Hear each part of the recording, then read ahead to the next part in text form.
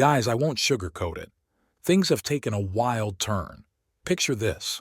I discover the love of my life, the woman I pledged to protect and cherish, playing a mix-and-match game with a coworker right before leaving her job. The coworker got the mix, and I got the match. Normally, I'm a rational guy, but betrayal has this knack for turning calm into chaos. We attempted the whole, let's talk about our feelings ordeal, but it ended in melodrama. I served the divorce papers with a side of cold indifference, expecting her to become a distant, albeit painful, memory. But no, she's turned our home into her permanent residency, and I'm on the verge of handing her an eviction notice written with the tears of a broken heart. Now, here's where it gets messy. I'd become a grade A-hole, not proud of it, but it's a coping mechanism. The crueler I am, the more she transforms into this homemaker goddess, conjuring culinary masterpieces and managing the house like Martha Stewart on steroids. She's playing the role of the doting wife, and damn, it's convincing. One night, I yielded to the allure. The walls erected by betrayal crumbled in passion, and that treacherous emotion slipped through the cracks. It was euphoria, a dance of souls intertwined. But sunshine is a fleeting guest in the mansion of mistrust. Now, I'm stuck in a dilemma, Reddit. When I'm kind, she's distant. When I'm cruel, she's the epitome of affection. It's a paradox I'm ill-equipped to unravel. Should I adorn the cloak of the villain, let icy words flow and bask in the warmth of her affection? Or should I be the good guy, don the cape, and watch her retreat into the fortress of cold indifference? Do I sit her down, look into those eyes that once harbored the universe, and seek answers to the enigma she's become? Perhaps the fault lies not in her stars, but in mine. Maybe, under the nice guy banner, I'm destined to march as a soldier in the endless battalion of men who wield kindness like a sword, only to be impaled by it. Fellow navigators of the intricate dance of love and war, I beseech you to guide this lost soul in the theater of life, haunted by the specters of betrayal and intrigue. Do I don the mask of the villain, or the saint in the labyrinth of passion where paths are murky and truths concealed? How does one emerge into the light? Help a brother out. Here are a few comments I received. Response 1. Mate, are you hearing yourself? This is golden. The universe handed you a ticket to sweet revenge, and you're contemplating morality. Keep that iron fist clenched. Let her feel the burn, let her toil and transform into the wife you always dreamed of. It's poetic justice, an eye for an eye. Betrayal met with tyranny. Imagine the glorious retribution. For every cruel streak is a sonnet of payback, every cold gesture a reminder of her treachery. Response 2. Whoa, hold on a second. This isn't a psychological thriller, it's your life. She's morphing into a character from a Stephen King novel. Today, it's affection. Tomorrow, it might be a knife in the dark. Get that eviction notice. Use the ink of sanity. Stamp it with the seal of self-preservation. Believe yourself before the plot spirals into territories even horror authors dare not tread. Response 3. I see pain and transformation intertwined. Maybe this is a crucible, a trial by fire where both of you are being forged anew. Have you considered seeking professional help? Therapy can untangle the complicated threads of human emotions and actions. Maybe beneath the layers of hurt, betrayal, anger, and manipulation, there lies a story of two souls yearning for healing and redemption. Response 4. This sounds like a toxic tango, and you're both dancing on the edge of a volcano. It's not about being nice or mean, it's about boundaries, respect, and healing. Consider the aftermath of your actions, for the tremors of today will echo in the future, haunting you, her, and the silent witnesses, your children. Untangle this messy web with dialogue. Seek understanding, not victory. For in the battlefield of love, the victor often stands alone amidst the ruins. Hey folks, first off, a huge thanks to everyone who chimed in. Each of your perspectives, as different as they are, is honestly appreciated. There's some real wisdom in all of your words. So here's the update. I've kind of decided to put on the bad boy's shoes, and I've got to say it's like I've stepped into a parallel universe where everything I thought I knew about relationships has been turned on its head. We're having more sex than ever, and it's incredible. It's like every harsh word and cold shoulder makes her into this unbelievable partner. All the things I've ever wanted in the bedroom are now available to me as often as I wish. It's like I've got a servant that just awaits my command and then acts upon it without question.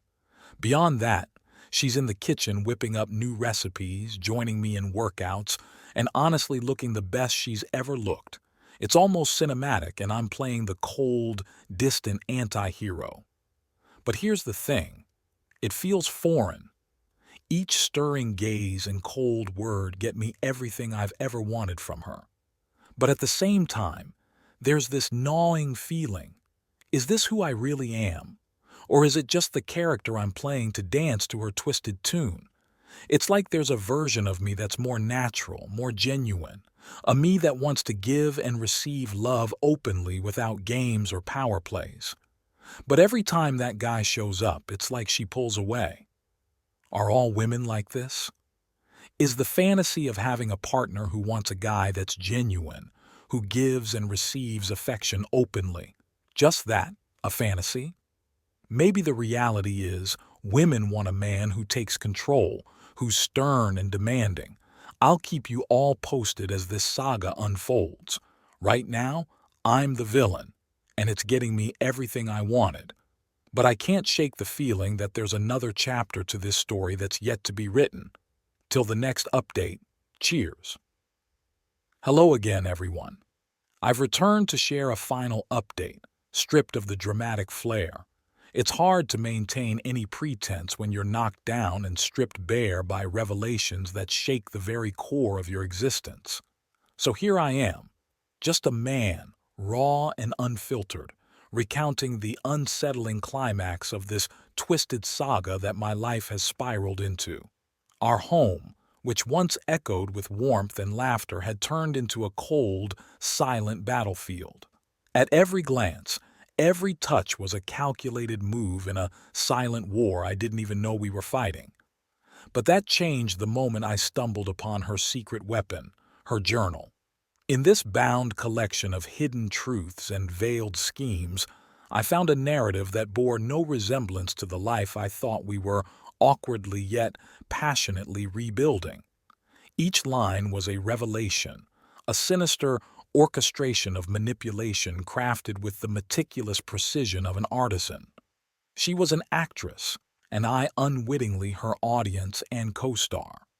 She had been in regular communication with a friend and a lawyer, weaving this elaborate ruse to renegotiate our divorce. Apparently she thought she took a bad deal and, before she left, had to try to live life as an adult on her own. God forbid she wanted to try to get more money out of me. So every touch, every submissive act, every vulnerable moment she induced was carefully as part of her cold, calculated script. She intended to use my transformation into the callous anti-hero against me to strengthen her case, paint me as the villain in a play. I didn't even know it was in production. She was advised that the longer she could stay in the home, and the more she could demonstrate that we had a relationship again, the better her case would be. She was instructed to journal everything and make it look like she was doing her best to rebuild our relationship per my request. Can you believe that? I didn't ask for this. She manipulated me, and I took the effing bait. They told her that the longer she could stay in the home, the more she could save for when she did leave, and the more leverage she could have for getting more money from me. In the end, what a bunch of horse shit. So I took the gloves off, but I kept my act going just a little longer. I wanted one last little act, one of revenge and total satisfaction. As you might have guessed, dinner that night was exquisite. Every bite was a symphony of flavors. It was effing delicious, man. I'd missed that.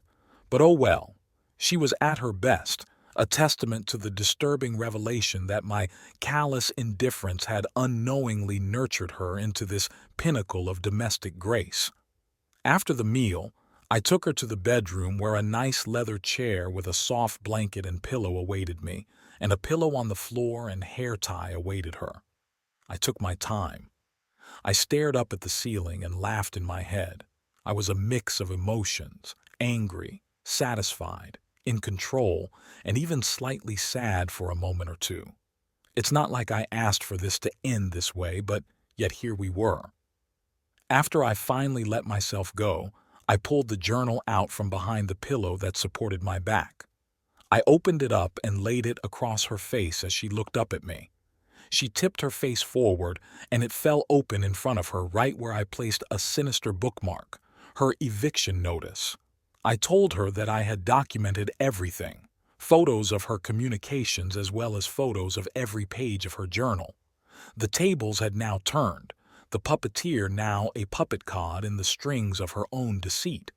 Man, that felt amazing. Not just the first part, but knowing that she was performing all evening for a man who now knew the truth. Yeah, take that memory with you and chew on it now and then, you dumb bitch.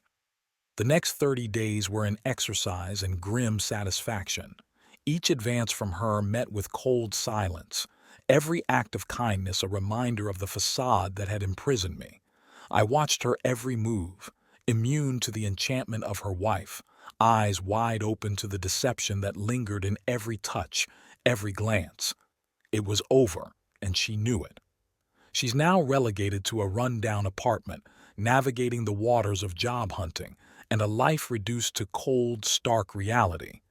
I emerged not unscathed, but with a peculiar mix of self-loathing for having danced to her tune, and a savage satisfaction for having tormented her with the silent treatment until her departure.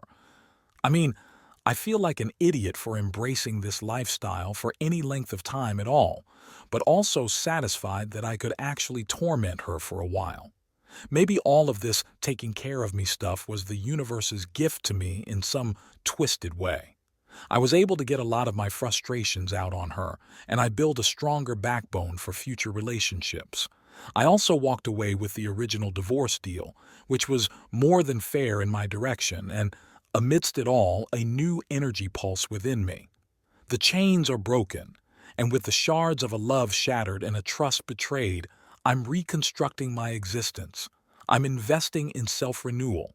I'm even taking Jordan Peterson's self-authoring program, ready to confront the demons and angels waging war within. I also enrolled in Tony Robbins' Business Mastery program. I am ready more than ever to reinvent myself in every way, including my business. I've even started playing my guitar again. I feel like I've been reborn through this recent nightmare.